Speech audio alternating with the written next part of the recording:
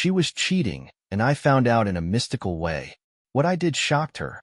Dreams often seem chaotic and insignificant, but this particular one was so vivid that it couldn't be ignored. I dreamed of standing in a dark room filled with mirrors. In every mirror, I saw my wife, but she wasn't with me. She was with another man. Their silhouettes were blurry, but I could distinctly hear their laughter and see her touching his hand. The dream spiraled into a feverish intensity, waking me in a cold sweat. The day started with a heavy feeling I couldn't shake. I had never believed in dreams, but this one felt different. My wife, Lauren, seemed just as she always did, warm, attentive, her gentle smile as reassuring as ever. But that morning, I saw something else, something hidden beneath the surface. An invisible weight hung between us, refusing to let me rest. Later that day, I tried to distract myself. In the evening, Lauren and I went to a dinner party with friends. She was in great spirits, but I couldn't let go of the dream. Suddenly, during the conversation, her phone vibrated. She glanced at the screen and, without hesitation, flipped it face down. It was just a moment, but it changed everything. I saw it as clearly as the dream. A guilty look she tried to avoid. My heart clenched. I knew something was wrong. That night, after she had fallen asleep, I approached her phone. I felt ashamed and terrified, but I couldn't live in the unknown any longer. The phone was locked with a passcode, which only deepened my suspicions. The next day, I resolved to tread more carefully. Friends often told me that intuition was an underestimated tool, and my intuition now drove me to a decision that would change everything. I had no evidence, but I had a plan. The following morning, I couldn't find peace. The dream returned, now with new details. The mirrors shattered, and I stood among the fragments, reflecting Lauren's face and the face of an unknown man. I woke up gasping for air and asked myself again, what is happening? To clear my head, I went for a walk in the nearby park. The day was overcast, the clouds casting shadows that matched my mood. As I walked a few blocks, I noticed a woman sitting on a bench under a large oak tree. Her appearance was peculiar. Long dark coat, scarf covering part of her face, and eyes that seemed to look right through me. She gestured for me to come closer. Something in her gaze was unsettling yet oddly compelling. I cautiously approached, maintaining a safe distance. "You doubt the person you considered your world," she said in a calm, piercing voice. "Who are you?" I asked, trying to mask my surprise. "My name doesn't matter, but I know what you seek to know. The truth, that's what you want, isn't it?" It was surreal, but she seemed to know my struggles. It felt as if she could read my mind. "What do you know?" My voice trembled, but the need for answers outweighed my fear. She leaned forward, her eyes gleaming with a mysterious light. "There are things you can only see in the dark," she said, pulling a small crystal from her bag. "If you want the truth, come here at midnight. But remember, the truth doesn't always bring peace." She stood up and disappeared into a mist that suddenly enveloped the park, leaving me alone with 1,000 questions. All day, I couldn't think of anything else. Her words were both nonsensical and too precise to dismiss. I hesitated, unsure whether to meet her. Thoughts swirled. What if it was a trap, or a cruel joke? But my thirst for the truth won. At 11:50 p.m., I was already standing beneath the same oak tree. The cold wind bit through my coat, but I stayed put. Soon, the mist surrounded me, and I heard a faint rustling. The woman appeared again, her face now fully concealed. "Are you ready?" she asked. I nodded. She pulled something from her pocket, a vintage-looking orb glowing with light. "Look into this, and you'll see what you need to know." When I peered into the orb, images began to form. I saw Lauren, her phone calls, her laughter, someone else's embrace. The scenes played out like a bad dream, but it was real. I recognized the man, our neighbor, Jacob. My heart stopped. At that moment, I realized the woman wasn't joking, and the truth was as brutal as she had warned. I looked away from the orb, but she was already gone. Only the wind and mist remained as my companions. What do I do now? I whispered into the darkness. Unexpectedly, in the silence, footsteps echoed behind me. The darkness around me seemed alive, swallowing all sounds except for those approaching steps. My heart pounded wildly as I slowly turned around. In the moonlight, I saw him, Jacob, our neighbor. His face was tense, his eyes darting nervously as if he feared being followed. "What are you doing here at this hour?" His voice trembled, intensifying my suspicions. "I should be asking you that, Jacob," I replied, trying to mask my unease. "Why are you out here in the middle of the night?" He hesitated, sighed, and looked around as if ensuring we were truly alone. "Listen, it's not what you think," he finally said, avoiding my gaze. "And what am I supposed to think?" I stepped closer. "Maybe you can explain why you were with my wife? Or is that also not what I think?" His face turned pale, as though I had just drained all the blood from him. He struggled to find the right words, but they wouldn't come. Finally, he ran his hand through his hair and shook his head. "Fine, I'll tell you the truth, but you have to promise not to do anything stupid," he said. His voice carried the tone of someone resigned to the inevitable. I nodded silently, though my inner rage threatened to erupt. "Lauren," he paused and took a deep breath. "She's not who you think she is. It started accidentally. She came to me for help." "For help?" I scoffed, disbelief dripping from my voice. "Is that what you call betrayal?" "No," he exclaimed, raising his hands defensively. "At first, it was just advice. She said you'd grown cold toward her, that she felt lonely. We were just talking, but then it went further. I didn't want this, believe me." His words sounded like a pathetic excuse, but new questions swirled in my mind. Why had Lauren turned to him? And was it really just her decision? Why did you even agree? I didn't hide my contempt. "You're my neighbor, Jacob, for God's sake." "Because she said you didn't love her anymore," he whispered. And I believed her. But now I see that I was just another part of her game. Game? I stopped in my tracks. "What do you mean?" Jacob lowered his head as if preparing to confess something even worse. "Lauren, she wasn't just looking for attention. She's using us, both of us. I found out a few days ago when I accidentally saw her messages. She doesn't love either of us.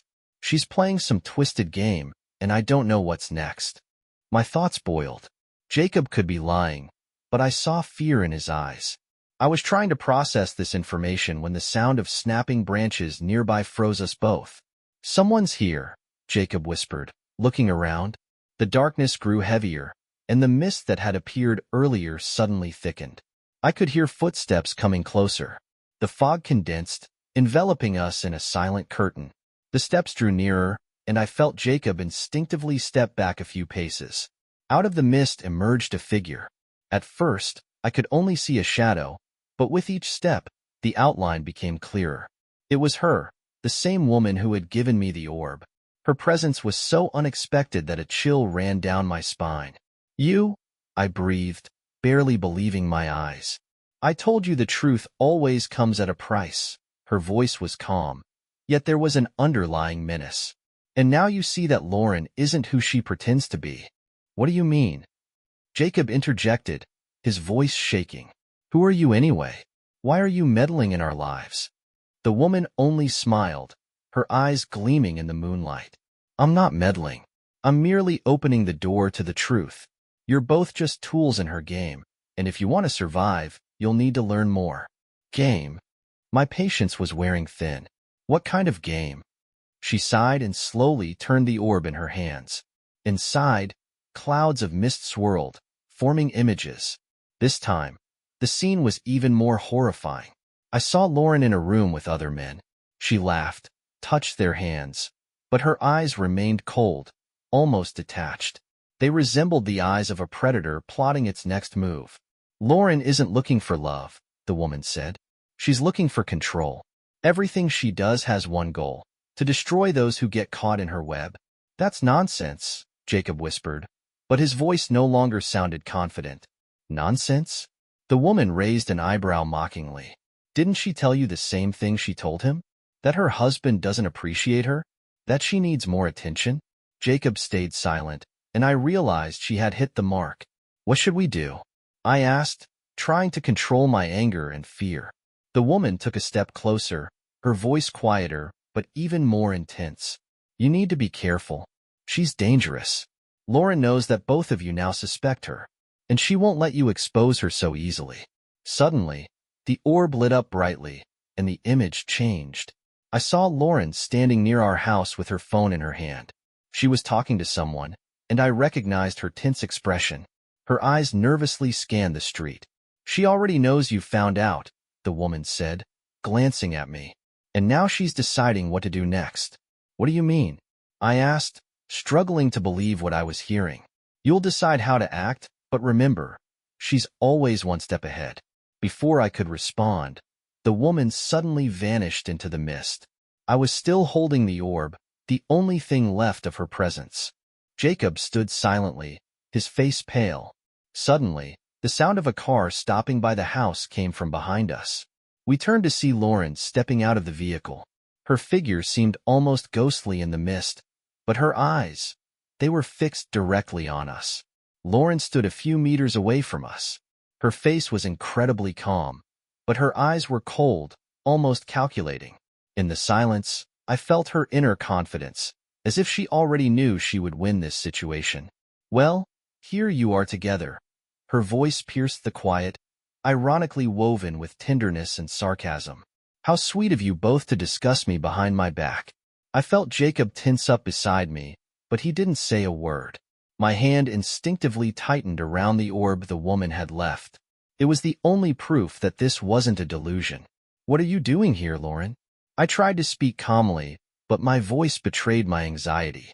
She laughed, but the laughter was far from the warmth I once knew. What am I doing here? You tell me what you're doing here in the middle of the night with our neighbor. Or have you two decided to build a new friendship behind my back? Her words were calculated. She knew how to manipulate the situation. My anger threatened to erupt, but I forced myself to stay calm.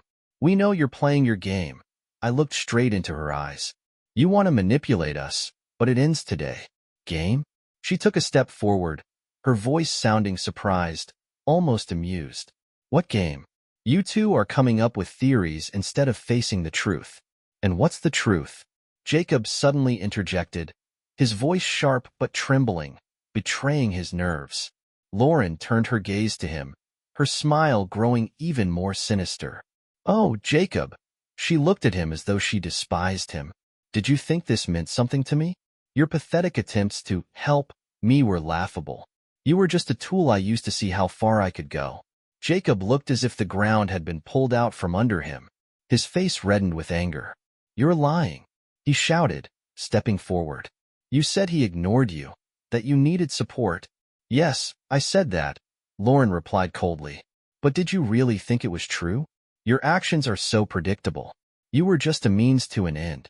And you, she turned her gaze to me, haven't you realized that I control all of this? I felt rage boiling inside me.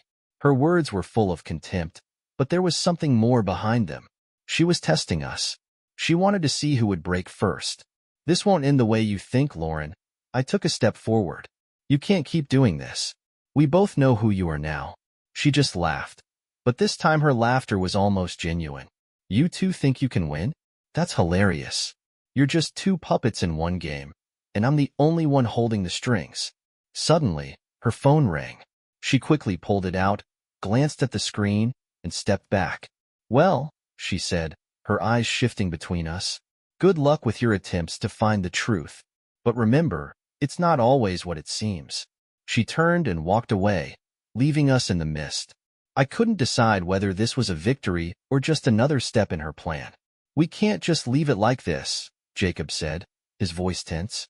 I silently agreed, but before I could respond, a strange noise came from behind us, soft, yet unsettling.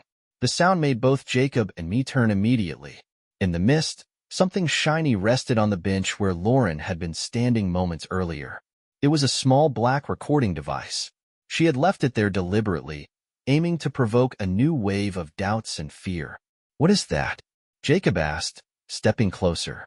His voice trembled, but his hands quickly grabbed the device. I nodded silently, and he turned it on. From the speaker came Lauren's voice. She spoke calmly, but there were traces of defiance in her tone. You both think you know how to play this game, But in reality, you're just pieces on the board. Every move you make is predictable, and every action you take has already been accounted for. I don't even need to hide anything because you're so consumed by your emotions that you fail to see the obvious. Her voice paused for a moment before continuing. You may wonder why I left this recording. The answer is simple. I want you to understand that you cannot win. Your trust in each other is already shattered, and it's only a matter of time before you break. And by the way, this recording isn't my only weapon. Think carefully about whether you want to keep digging into something that's better left alone. The recording ended, but its impact lingered. Jacob and I stood in silence, trying to process what we'd heard. Her words weren't just a threat, they were a challenge. What does she mean? Jacob finally asked, looking around as if searching for hidden cameras or other devices. She wants us to doubt each other, I replied, trying to stay calm.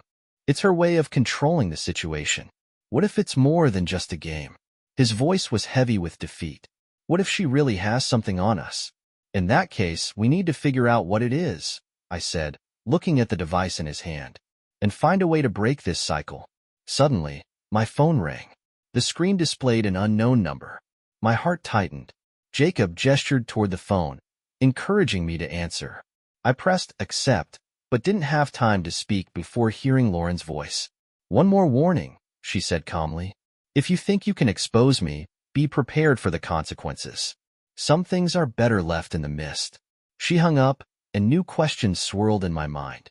It seemed Lauren was always one step ahead. But was it because she knew us better than we knew ourselves, or because she had an accomplice? Jacob silently stared at me, and I felt a rift forming between us once again. Her words were carefully calculated to pit us against each other. We need to act quickly, I said, trying to take control of the situation. But now it's not just about her. We need to figure out how far she's gone. Do you think this is just her game? Jacob stepped closer. What if there's someone else helping her? What if she's manipulating more than just us? His words made me pause. The idea that Lauren might not be working alone seemed plausible. But who could her accomplice be? And more importantly, why? My thoughts were interrupted by a sound from the darkness. Nearby, the crunch of branches echoed again. We both turned but saw nothing except the mist. However, it was more than just a sound. It felt as though someone was watching us. Could it be her? Jacob whispered, fear evident in his voice. I took a few steps forward, trying to peer through the darkness, but saw nothing. Then I stopped, feeling a cold wind brush against me. It was a premonition that something was about to change. We need to leave, I said. If we stay here, we'll just fall into her trap. But just as we decided to move, a silhouette emerged from the mist. The figure in the mist drew closer, and with each step, my tension grew. Jacob instinctively stepped back, clenching his fists. The figure was male, tall, with blurred features due to the thick fog. As the stranger stepped into the light of a street lamp, I saw his face. Gaunt, with sharp cheekbones and a piercing gaze that seemed eerily familiar, though I couldn't place where I had seen him before. You've both come far, but you have no idea how deep this game truly goes, he said, looking directly at me. Who are you? I asked, trying to stay calm, though I could feel the tension thick in the air. And what do you want from us? The man sighed, as if it was difficult for him to explain what he was about to say. My name doesn't matter, but trust me, I know Lauren better than both of you, and I know what she's capable of. If you want to stop her, you'll have to listen to me. Jacob stepped forward, eyeing the stranger suspiciously. Why should we believe you? Maybe you're just another one of her toys? Or part of this insane plan? The stranger smiled, but it wasn't a joyful smile, just irony. Maybe I was her toy once, but I've learned too much to stay silent. Lauren is dangerous. She plays with people, destroys them, and then leaves them in ruins. I was one of those people, and I won't let her do it again. His words sounded sincere, but the dramatic weight of them made me feel new doubts. I glanced at Jacob, but he only shrugged, leaving the decision up to me. If you really want to help, then tell us what we need to know, I said at last. The man looked at me, his gaze growing cold and resolute. Lauren is a master of chaos. Her strength lies in your distrust of each other. She's already sown the seeds of doubt between you. Now, She's watching them grow. We already know that, Jacob interrupted. What else? Lauren isn't who she pretends to be, he continued. Her true face is hidden behind a series of masks. You think she loves money, control, or attention? That's just the surface. Her real goal is to destroy you from the inside. And she has a plan. A plan? I leaned forward. What kind of plan? The man glanced into the darkness, as if afraid Lauren might overhear him. She's preparing to make your weaknesses public. She has evidence. Recorded conversations, photos, even forged documents that could ruin your reputations. If you keep digging, she'll release it all. I felt my blood run cold. This sounded exactly like Lauren. Clever, deceitful, with carefully calculated details. How can we stop it? I asked. First, you need to find where she's keeping her evidence, the man said. I have a suspicion of where that might be, but you'll have to take a risk. A risk with what? Jacob exhaled loudly, sounding irritated. It depends on how far you're willing to go to find the truth. Because once you cross this line, there's no going back. His words hung in the air. I didn't know if we could trust him, but it seemed we had no other choice. And where is this place? I finally asked. The man leaned closer, lowering his voice to a whisper. Her apartment downtown. She has a secret room. She hides it carefully, but I know where to look. He turned, as if checking to make sure no one was listening, then looked back at me. Are you ready for this? Because if you're not, it's better to forget all of this and accept her game. I wanted to answer, but I was interrupted by the sound of my phone ringing. Lauren's name flashed on the screen. I froze, holding the phone in my hand. She already knows, the man whispered. You only have one chance. We stood in tense silence as I decided whether to take the risk. The stranger spoke confidently, but his eyes remained cautious, as if he wasn't fully sure of his own actions. I turned to Jacob, who gave me a firm nod. If this is our chance to find the truth, I said finally, we'll take it. The man sighed silently, as if he had expected a different answer, but he quickly raised his hand, gesturing for us to follow him. Half an hour later, we stood in front of a massive gray building in the city center. Its facade was cold and soulless, yet it stirred a strange unease within me. The stranger carefully opened the door and gestured for us to enter. She always leaves one of the rooms unlocked, he said. But be careful. She has cameras installed. Cameras? Jacob asked, clenching his fists. And you decided to tell us this just now? The man shot him a quick glance. If you want the truth, you'll have to take risks. We walked down a long corridor to her apartment. Suddenly, the man stopped and pulled a small device from his pocket. This will disable the cameras for a few minutes. But time will be short, so act fast. I nodded, and he pressed a button. The lights in the corridor flickered for a moment, and we heard a faint crackle. He opened the door, and we entered. Lauren's apartment was exactly as I imagined. Minimalistic, stylish, and exuding a sense of meticulous control. The walls bore no photographs or personal touches, only a cold design that reflected her personality. The secret room is behind the bedroom, the man said, pointing toward a door.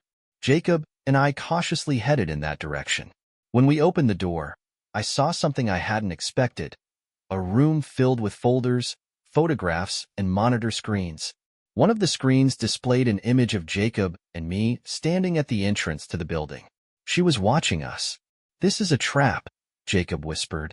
I rushed to the desk, flipping through the folders in search of evidence. Each file was clearly labeled, Jacob, Mark, my name, others. Inside were records of our conversations, personal photographs, even forged documents that could destroy us.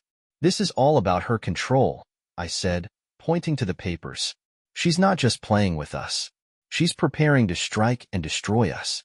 We need to take this, Jacob suggested. Suddenly, the door behind us slammed shut. A projector in the room activated, casting an image of Lauren on the wall. Do you think you can just take this and win? Her voice was calm, but each word sent a chill down my spine. You have no idea how far this has gone. In the image, she stood before a camera, holding documents that seemed to demonstrate her control over our lives. I have copies of all this. If you want to keep digging, be prepared for the consequences. The projector turned off, and the door suddenly reopened. Jacob and I stood in silence, unsure of what to do. The stranger entered the room, his face tense. "We need to get out of here," he said. "She knows we're here." We hastily grabbed a few documents and rushed out of the apartment, but the feeling of being trapped remained. It seemed as though every move we made had been anticipated. When we finally exited the building, Jacob's phone rang. He answered, but he simply listened in silence. His face turned as white as a sheet of paper. "What happened?" I asked. He slowly lifted his gaze to me. "She knows where you were tonight, and she's ready to make it public." We barely managed to leave the building when events began unfolding around us, spiraling out of control. Jacob's phone buzzed again. This time it wasn't a call, but a message. He opened it, and I saw his hands start to tremble.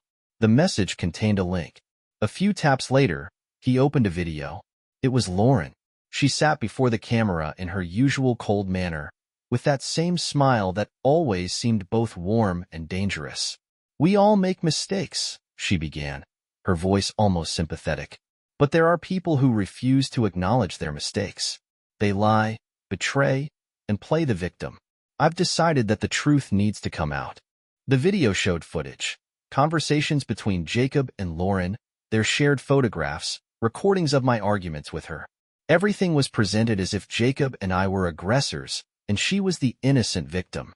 Lauren had pieced together a narrative that painted us as villains and herself as blameless. "This is only part of what I can show," she said at the end. "The rest I'll keep to remind them that sometimes it's better to leave things as they are." The video ended, and Jacob looked as though he'd just been punched in the gut. "She did it," he whispered. "She made us look like monsters." I felt rage explode in my mind. Lauren had outdone herself. She wasn't just manipulating us. She had crafted a story that was impossible to disprove. Later that evening, as Jacob and I sat in my garage, a message popped up on my phone. It was from a different number, but the text was unmistakably from Lauren. "Leave me alone, and I'll stop. Try anything, and I'll show the world what you're capable of." "She's blackmailing us," I said, showing the message to Jacob. "She knows she has us in her grasp." "We can't just let this go," he replied. "Even if we comply, she'll find a way to destroy us anyway." I felt he was right. Lauren wasn't the type to stop. But the question was whether we could find a way to fight back. "We need to find her weakness," I said. "Something she fears losing more than control over us." "What if she doesn't have any weaknesses?" Jacob asked, his voice grim. I didn't have an answer. Lauren was a master manipulator. She anticipated every move we made and always acted in advance. But this game had already gone too far. I knew time wasn't on our side. The next morning, I woke to a phone call. It was my boss. His voice was sharp. "What is this nonsense I'm seeing online?" he demanded. I quickly realized that Lauren's video had started spreading. She had made the first move to ruin my reputation. At the same time, Jacob told me his wife had seen the video and was demanding an explanation. We were both cornered. We decided to act. I contacted the same stranger who had shown us her apartment. He said he knew something else important about Lauren, but would only share it on one condition. We had to trust him. "You've got one shot," he said. "You need to decide if you're willing to risk everything to uncover her secrets." "We have no choice," I said. "We have to act." Once again, we stood before the building. This time, we were prepared for the possibility of getting caught. But when we entered, the apartment was empty. All the documents and devices were gone. Lauren had left only a single note. "Did you think I didn't anticipate this?" The game continues. Jacob and I sat in a bar, staring silently into our drinks. The pressure of the situation was becoming unbearable. Lauren knew every move we made, every word we spoke. She skillfully kept us trapped in her web, and there seemed to be no way out. Suddenly, he entered, the same stranger. His face looked even sharper in the dim light of the bar. He approached our table without invitation and sat down. "Did you really think this would end so easily?" he asked, calmly looking at me. "Lauren isn't just any manipulator. She's always one step ahead. But now, I have something that can change the game." "What is it?" Jacob asked. His voice was harsh, but his eyes shone with tension. The stranger pulled a flash drive from his pocket and placed it on the table. "On this is everything you need to destroy her." But I have one condition. You'll need to trust me completely. What's the condition? I asked, leaning closer. He looked at me as if evaluating my determination. You have to act quickly and stop asking questions. If you want to end this game, you'll have to risk everything. Is this a trap? Jacob asked, grabbing the flash drive. Why should we trust you? The stranger smiled. You don't have to trust me. But think about it. Do you have any other options? Lauren will destroy you. This chance is your only way out. We agreed to meet the next day at a motel on the outskirts of town, where he promised to reveal all the details of his plan. I returned home, but peace eluded me. Thoughts swirled in my head. Was this man truly an ally, or just another trap laid by Lauren? The next day, I arrived at the motel. Jacob was already there, his face tense. The stranger sat at a table in the room, a laptop in front of him. Are you ready? He asked as we entered. We nodded. He turned on the laptop and opened the file from the flash drive. Documents, photos, videos appeared on the screen. It was all about Lauren, but not just about her relationships with us. There were records of her meetings with dozens of other men, forged agreements, and financial schemes. These are all her weaknesses, he said. She's built an empire of lies, but every empire has its vulnerabilities. And what do we do with this? I asked. Use it against her, he replied. But be prepared. She won't go down without a fight. We decided to act. The stranger helped us prepare the materials for release. The next evening, we gathered everything we needed and headed to a journalist known for his investigative work. But on the way, I felt something was off. My car, which always worked flawlessly, suddenly stopped. I jumped out and saw the tires had been slashed. Soon after, a black car pulled up beside us. The door opened, and Lauren stepped out. Her face was calm, but her eyes shone with danger. Do you think you can outplay me? Her voice was cold but steady. It's an interesting attempt, but you forgot one thing. I always know what you're doing. She held up her phone and showed me a video of Jacob and me handing documents to the stranger. It was yet another tool in her arsenal of control. Now I have a choice, she continued. I can ruin you right now, but I'll give you one last chance. Leave me alone, and I'll leave you alone. And if we don't? I asked, trying to stay composed. If not, her smile widened. You'll watch your life burn to the ground. We stood silently as she got back into her car and disappeared into the darkness. But I knew this wasn't over. We returned to the motel to discuss our next steps. The stranger was waiting for us again. She knows, I said, but we still have to act. If you're ready, it's time for the final move, he replied. But remember, this is a risk that could cost you everything. After Lauren once again demonstrated how firmly she held control, I realized acting directly was pointless. We could never win her game if we played by her rules.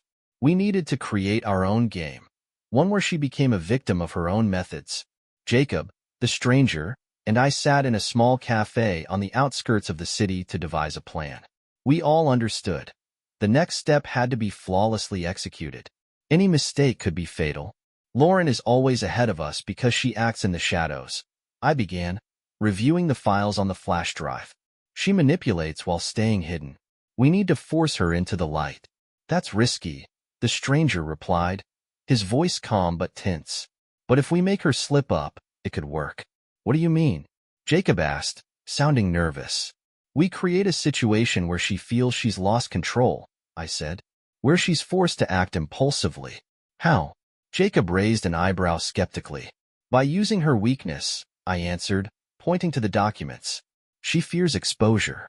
All these schemes, forged documents and recordings, they're her Achilles heel.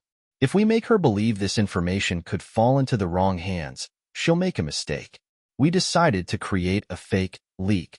With the stranger's help, we prepared forged materials that looked like copies of her deepest secrets. Then we collaborated with a journalist who agreed to help and published an anonymous statement hinting that Lauren's exposure was only a matter of time. The statement quickly gained traction. Social media exploded with speculation about who was behind it, and Lauren herself became a hot topic of discussion. We knew she'd hear about it within hours. The next evening, my phone rang. It was Lauren. Do you think this is funny? Her voice was sharp, but there was an edge of worry. What are you trying to prove? I just want you to know. Your time is running out, I replied calmly, trying to hide my sense of triumph. You have no idea who you're playing with, she hissed. I'll destroy you if you don't stop. We'll see who wins, I said and hung up. This was a dangerous game, but we knew we were forcing her to act. She was already losing control, and this was our chance. The next day, Lauren contacted the journalist. She tried to strike a deal, but he followed our plan and pretended to cooperate. He handed her the fake data, and she believed it was all the evidence. But instead of stopping, she made an unexpected move. Lauren held a press conference where she accused me and Jacob of harassment and fabrications. She did it publicly to convince people of her innocence. It was exactly what we had anticipated. Feeling cornered, she made her first major mistake. She presented some forged documents meant to prove her case. However, these documents were easily disproven because their content contradicted publicly available information. We waited at the motel when we received a message from our journalist. He sent us a video of the press conference. She's trapped herself, Jacob said as he watched the footage. She won't be able to stop this now. But suddenly, there was a knock at the door. The stranger opened it, and standing on the threshold was Lauren. Her eyes glistened with fury, but her face remained calm. Do you think you've won? She said. The game has just begun. Lauren stood at the door, her confidence almost palpable. She stepped inside, glanced at me, Jacob, and the stranger, and I felt the air in the room grow heavy. Well, she began, closing the door behind her. You've gone to great lengths to undermine me. It's almost cute, but I'm not here to discuss how far you're willing to go. I'm here to offer you a deal. A deal? Jacob frowned, his voice tense. And why should we trust you? Lauren merely smiled. You don't have to trust me. But, honestly, you don't have another choice. I can destroy you in an instant, and you know that. But I'm tired of playing. All I want is peace. Peace? I repeated, feeling anger rise within me. After everything you've done? Yes, peace, she repeated, sitting down in a chair.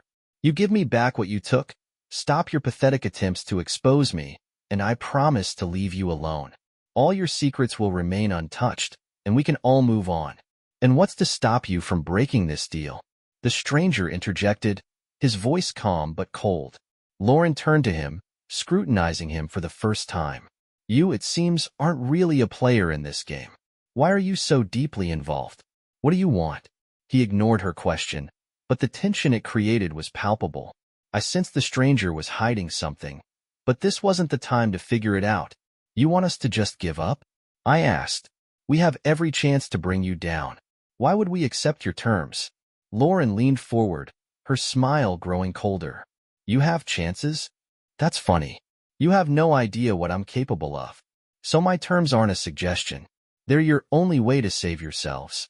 We sat in silence as Lauren waited for an answer. I felt Jacob clench his fists.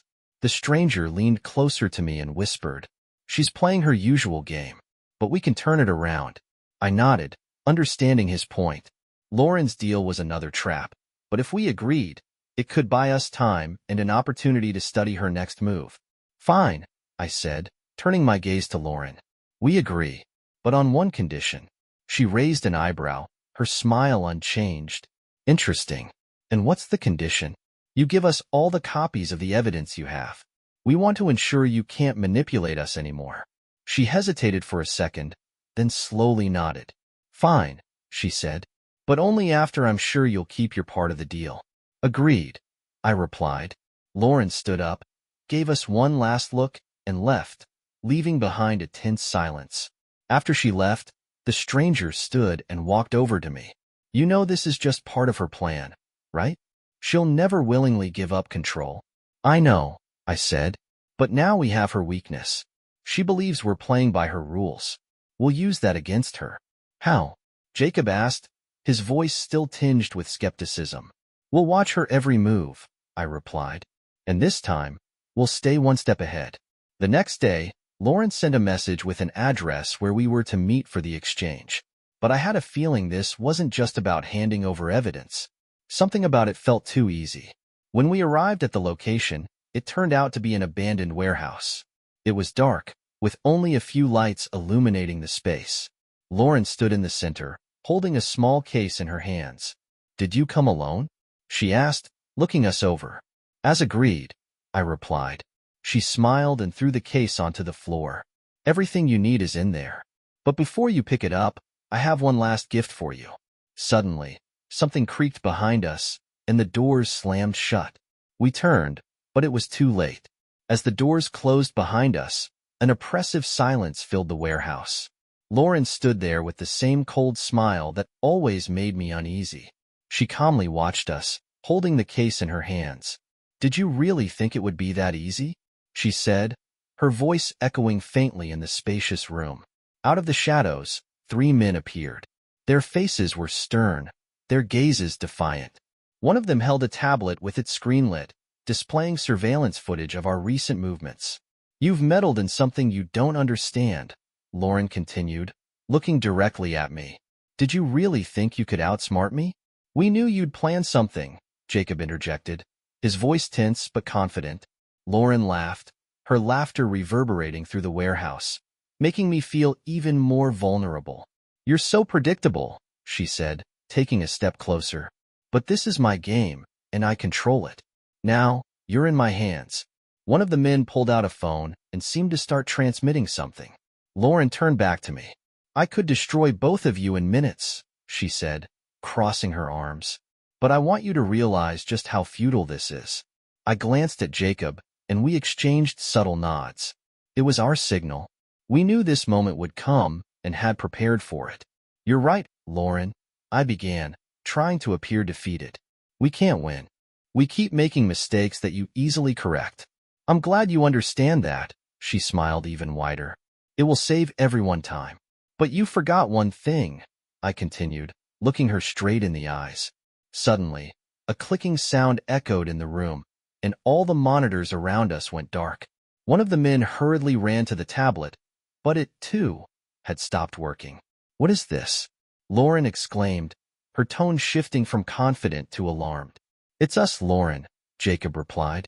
"We knew you were setting a trap, and this time, we decided to play by your rules." The stranger, who had been standing nearby, pulled out a small device and held it up for Lauren to see.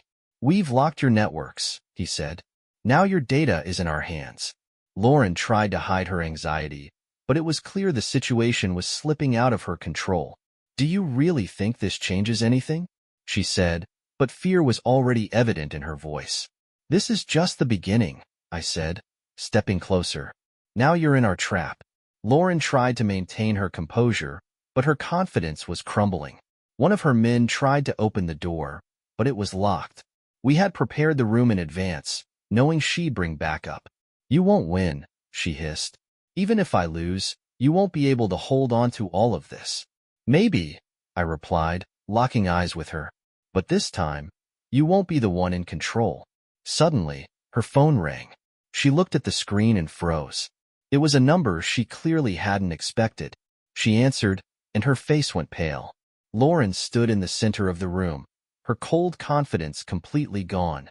The phone in her hand dropped slightly, and her face took on a pale shade of worry. She took a deep breath and looked at me. "You've won," she said quietly, but her voice still carried traces of pride. "But I can still offer you a deal." "A deal?" Jacob frowned, his tone dripping with sarcasm. "After everything you've done, you really think we'd listen to you?" Lauren raised her hand to stop him and took a step forward. "Listen, I'm not stupid," she said. "You played well, better than I expected. But you also know that even if you expose me now, it doesn't necessarily mean you'll win. I still have resources, contacts." "And what are you offering?" I asked, keeping a calm demeanor. Lauren sighed, her gaze dropping, and for the first time, I saw not a predator but someone who realized they had lost. "I'm willing to give you everything, the documents, the records, the access, but on one condition: you win this war. Forget about me, and I'll leave you alone." "And why should we believe you?" Jacob asked, his voice remaining cold. "Because I know you have everything you need to destroy me," she replied. "But I don't want to lose everything I've built. I'm willing to start over if it means you'll stop coming after me." We exchanged glances. Jacob looked skeptical, but there was a hint of a desire to end this ordeal in his eyes. The stranger, who had been silently observing, nodded. "It's your call," he said. "But remember, if you accept this deal, there will be no chance to go back." I thought for a moment. Everything that had happened up to this point had been a test of endurance. Lauren was a master manipulator, but now she stood before us, resigned to her defeat. "Fine," I finally said, "but you'll fulfill your part of the deal immediately." "No problem," Lauren said, handing me her phone. "Everything's here. My contacts, my archives. You can check." We took all her data and verified it was genuine. Lauren hadn't left herself any leverage. She looked defeated, but also relieved. "You won't regret this," she said before leaving the room. Her silhouette disappeared into the darkness, and that was the last we ever saw of her. The following weeks were tense. Jacob and I handed over all the materials to a journalist, who uncovered a vast array of schemes and frauds Lauren had been involved in. She disappeared from public view, and there was no further news of her. I returned to my life. This ordeal taught me the value of trust and the importance of standing up for myself. Jacob also began a new chapter, leaving everything tied to Lauren in the past. One evening, as I sat at home scrolling through the news, I received a message from the stranger. "You've won, but remember, the best game is the one you never play again." I smiled and deleted the message. The story was over, and there was nothing left to change. What do you think? Was it right to accept Lauren's deal, or should she have been completely destroyed? What would you have done?